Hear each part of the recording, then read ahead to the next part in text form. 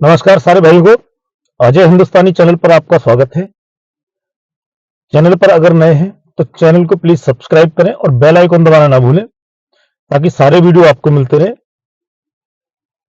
आज बात करेंगे अरविंद केजरीवाल की। दिल्ली के कट्टर ईमानदार और इस देश की राजनीति में सबसे ईमानदार आदमी होने का दम भरने वाले, जो राजनेताओं में सबसे ज्यादा खुद को ईमानदार बताते हैं और भगत सिंह के चेले बताते हैं अपने आप को। हालांकि वो भगत सिंह के चेले हैं या नहीं है ये तो बाद की बात है। इसको अब इसका कोई मापदंड तो है नहीं, ना ही कोई स्कूल या कॉलेज वाला या कोई और आदमी सर्टिफिकेट देगा आपको। वो खुद ही अपने आप को सर्टिफिकेट दे लेते हैं कि हम उनके चेले हैं और हम कट्टर ईमानदार हैं, हम कट्टर देशभक्त हैं। अभी पीछे वो कह रहे हैं कि भाई सब, एक उनके नेता है राघव चड्ढा, वो कह रहे थे पीछे के भाई हनुमान जी के सबसे बड़े भक्त अगर कोई है इस धरती पे तो वो है अरविंद केजरीवाल। क्योंकि सन 2020 में जब दिल्ली का इलेक्शन हुआ था तो उन्होंने पूरी दिल्ली में हनुमान चालीसा का पाठ कराया था, जो बहुत बड़ी सुर्खी बनी थी। तो उसी के परिप्रेक्ष्य में, उसी को देखते हुए, पिछले रिकॉर्ड को देखते हुए उनके राघव चड्ढा कह रहे हैं कि भाई सबसे बड़ा अगर कोई हनुमान भक्त है तो वो अरविंद केजरीवाल है। अभी भी जैसे अयोध्या जी में जो रामलला की विग्रह की प्राण प्रतिष्ठा हुई थी, उस दौरान उनको न्योता तो नहीं मिला अयोध्या आने का, तो उन्होंने अपने स्तर पर ही दिल्ली में, पूरी दिल्ली में हर विधानसभा में सुंदरकांड का पाठ कराने का और हनुमान चालीसा का पाठ कराने का एक आयोजन किया था, पर वो फेल हो गया। उसका पता ही नहीं चला। अरविंद केजरीवाल जैसा आदमी जो सुर्खियों में रहता है, जो 10 रुपए की चीज के लिए 10,000 का विज्ञापन करता है, उसका कोई आइडिया फेल हो गया। और एक दूसरा उनका आइडिया था, उन्होंने एक और चलाया था पूरी दिल्ली में। जैसे उनको लगा कि अब मैं जेल जाऊंगा और तो लोगों की सिंपैथी कैसे लेनी है, तो उन्होंने एक और अपना प्रोग्राम लॉन्च किया था जिसमें उन्होंने नाम रखा था मैं भी केजरीवाल। और लोगों से जाके घर घर जाके पूछना था उनको कि भाई अगर केजरीवाल को गिरफ्तार किया जाता है तो केजरीवाल जेल से सरकार चलाएं या फिर इस्तीफा दें। पर वो तो गिरफ्तारी तो हुई नहीं उनकी, और उनको डर है कि केंद्र सरकार उनको कभी भी गिरफ्तार कर सकती है, और इसी चक्कर में बचने के लिए वो इंडिया गठबंधन में जबरदस्ती घुसे हुए हैं। हालांकि उनका, जिनको वो हरा के सत्ता में आए हैं, उनके साथ फिर कैसा मेल। अगर कांग्रेस से उनको कोई दिक्कत नहीं थी, अगर कांग्रेस सही थी, तो फिर कांग्रेस के खिलाफ अपनी पार्टी को खड़ा क्यों करा और कांग्रेस को हटा के खुद सत्ता में आए? क्या फायदा हुआ उससे? जो जो मेरे व्यूअर हैं, जो देखने वाले हैं, वो खुद सोचे कि अगर अरविंद केजरीवाल और कांग्रेस एक साथ रहते हैं तो फिर कांग्रेस को हटाने की जरूरत क्या थी? आप जिनको कल तक भर भर के गालियां देते थे कि ये कांग्रेस के सारे नेता वरिष्ठ हैं, आपके पास तो लिस्ट पूरी फाइल बनी हुई थी, उनको हटाने के बाद आप सत्ता में आए हो और आज आप उन्हीं के साथ खड़े हो, क्योंकि इसलिए कि आप जब जेल जाएंगे तो आपके साथ विपक्ष का होना जरूरी है, नहीं तो आपको पता है आप लंबे जाएंगे। क्योंकि दिल्ली में घोटाला हुए हैं, जो आरोप है, ये मैं अपनी तरफ से नहीं लगा रही, ये आरोप उन पे लगे हुए हैं कि दिल्ली में घोटाले हुए हैं। जो भी दवा घोटाला है या फिर जो शराब घोटाला हुआ था, उसमें उनका नाम है और उन्होंने इसमें घोटाले में वो शामिल है। हालांकि बीजेपी तो उनको जो मैन अक्यूज बताती है कि वो किंग पिन है इस पूरे घोटाले के। अब हुआ ये है कि दिल्ली में अरविंद केजरीवाल को जब से ईडी का लास्ट ये सम्मन आया था, फिर उन्होंने हर बार की तरह इस बार ये कहना शुरू कर दिया कि भाई दिल्ली सरकार को बीजेपी गिराना चाहती है। दिल्ली की चुनी हुई सरकार को, उनकी जो मंत्री हैं आतिशी, उन्होंने भी प्रेस कॉन्फ्रेंस में बोला था कि दिल्ली की सरकार को गिराना चाहते हैं। और अरविंद केजरीवाल ने भी ये अपने प्रेस कॉन्फ्रेंस में बोला था कि भी दिल्ली की चुनी हुई सरकार को गिराना चाहते हैं, जबकि उनके पास कोई सबूत नहीं है। और किन विधायकों से बीजेपी ने संपर्क किया है वो भी उनके पास कोई अभी तक उन्होंने सामने नहीं लेके आए, और किसने उनको फोन किया था वो भी नहीं बताया उन्होंने। और उनका कहना है कि मेरे 7 जो विधायक हैं उनको 25-25 करोड़ ईच, एक एक को 25-25 करोड़ का प्रलोभन दिया गया है ताकि वो बीजेपी में आ जाए। अब दिल्ली की जनता इतनी पागल तो है नहीं। 70 सदस्यीय विधानसभा है दिल्ली में और सरकार बनाने के लिए चाहिए 36, अगर 70 में से 63 तो विधायक हैं आम आदमी पार्टी के, 7 विधायक हैं बीजेपी के, और केजरीवाल के मुताबिक जो 7 विधायकों को तोड़ने की कोशिश करी गई है, अगर बीजेपी उन 7 विधायकों को 25-25 करोड़ रुपया देके तोड़ती है, बकौल केजरीवाल जो उन्होंने बोला है कि 25-25 लाख का ऑफर हुआ है 7 विधायकों के लिए, तो वो 7 विधायक 25-25 करोड़ देके बीजेपी तोड़ती है, तो उससे तो अरविंद केजरीवाल की ना तो सरकार गिरेगी और ना ही बीजेपी की सरकार बन जाएगी। तो अब केजरीवाल को लगता है कि ये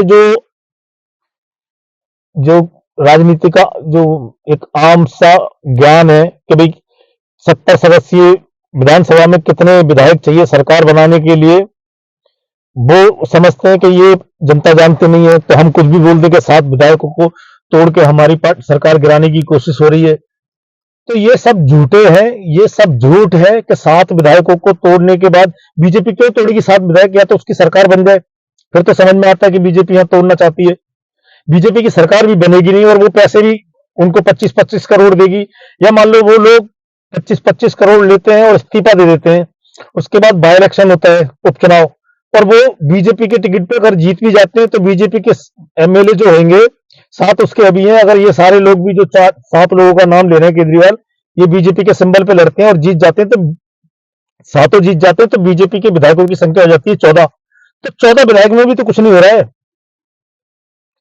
14 विधायकों में भी तो बीजेपी सरकार नहीं बना पाएगी। तो ये एक प्रोपोगंडा है बीजेपी को और प्रधानमंत्री मोदी को बदनाम करने का।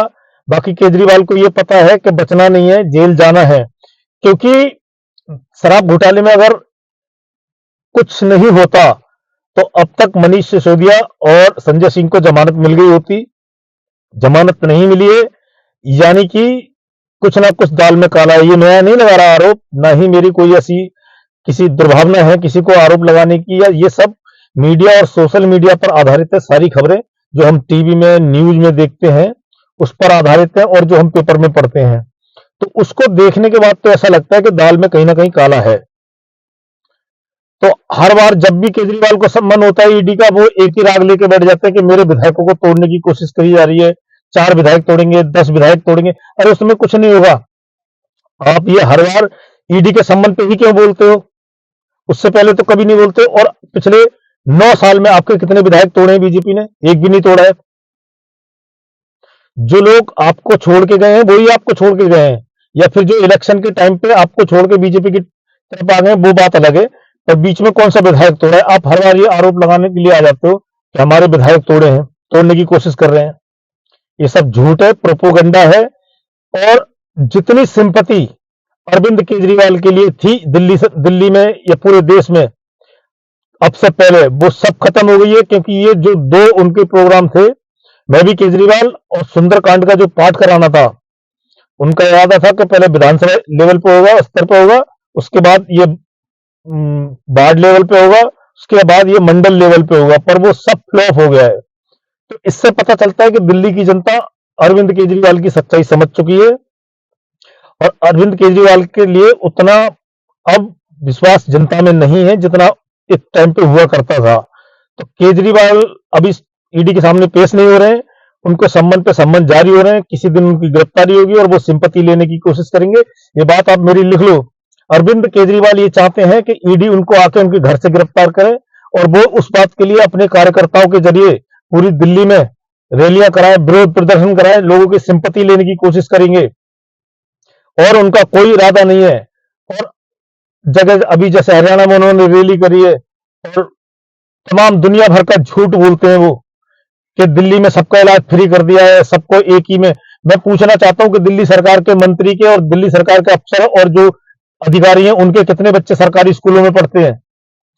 कोई किसी के पास जवाब हो, कोई भी भाई अगर कमेंट करके मुझे बता सकता है कि दिल्ली सरकार के कितने मंत्री या उनके जो पीएस है या जो आम आदमी पार्टी के बड़े नेता है, बड़े कार्यकर्ता है, और जो अधिकारी है और जो है लोग, उनके कितनों के बच्चे सरकारी स्कूलों में पढ़ते हैं? उनके कोई अगर भाई बता सकता है जो आम आदमी पार्टी का सपोर्टर भी हो, वो भी बता सकता है कि इतने लोग बड़े नेताओं के, मंत्रियों के, एमएलए के, पार्षद के और जो इनके जो संगठन के लोग हैं उनके बच्चे सरकारी स्कूल में पढ़ते हैं। बता देना मेरे को, मैं आपसे रिक्वेस्ट करता हूं, बता देना ये मेरे को कि कहां पर पढ़ते हैं। केजरीवाल झूठ बोलते हैं कि दिल्ली में सबको फ्री कर दिए पढ़ाई और सबको एक ही समान शिक्षा मिल रही है और सबको एक समान इलाज मिल रहा है। हॉस्पिटल में हमने काम किया हुआ हॉस्पिटल में, इसका मतलब प्राइवेट हॉस्पिटल तो बंद हो गए होंगे, फिर दिल्ली के प्राइवेट हॉस्पिटल तो बंद हो गए होंगे। जब सरकारी में इतनी अच्छी फैसिलिटी है और जो मोहल्ला क्लिनिक है उसमें इतनी अच्छी फैसिलिटी मिल रही है दिल्ली में, तो फिर वो प्राइवेट हॉस्पिटल तो खाली पड़े होंगे, क्योंकि जो गुणवत्तापूर्ण जो मेडिकल सुविधा है लोगों को वो जब सरकारी में मिल रही है तो प्राइवेट में कोई क्यों जाएगा। अगर किसी भाई के पास ये जवाब हो तो मुझे बताना कि प्राइवेट और स्कूल और प्राइवेट हॉस्पिटल कितने बंद हुए हैं दिल्ली में केजरीवाल के आने के बाद, क्योंकि ये दो क्षेत्र हैं जिनमें केजरीवाल का दावा बहुत बड़ा है कि मैंने शिक्षा के क्षेत्र में और स्वास्थ्य के क्षेत्र में बहुत काम किया है।